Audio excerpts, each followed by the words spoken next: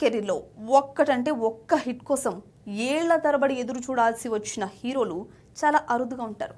అలాంటి వారిలో అఖిల్ అక్కినేని ఒకరు. అక్కినేని వారసత్వం, భారీ అంచనాలు, వరుస అవకాశాలు ఉన్నప్పటికీ ప్రేక్షకులు ఆశించిన స్థాయి విజయాన్ని అందుకోవడానికి ఆయనకు దాదాపు 10 ఏళ్లు పట్టేలా చేశారు. అయితే ఇప్పుడు పరిస్థితి పూర్తిగా మారిపోయినట్లు కనిపిస్తుంది.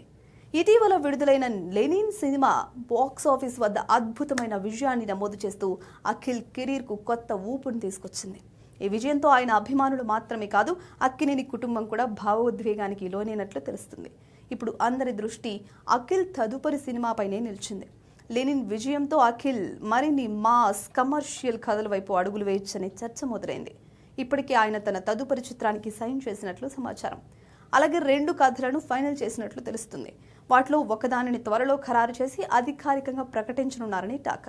ఇదే సమయంలో మరో ఆసక్తికరమైన వార్త కూడా సినీ వర్గాల్లో వినిపిస్తుంది. అన్నపూర్ణ స్టూడియోస్ నిర్మించనున్న ఓ భారీ మల్టీ స్టారర్ చిత్రంలో నాగార్జున, నాగ చైతన్య, అఖిల్ ముగ్గురు కలిసి నటించే అవకాశాలున్నాయని ప్రచారం జరుగుతుంది.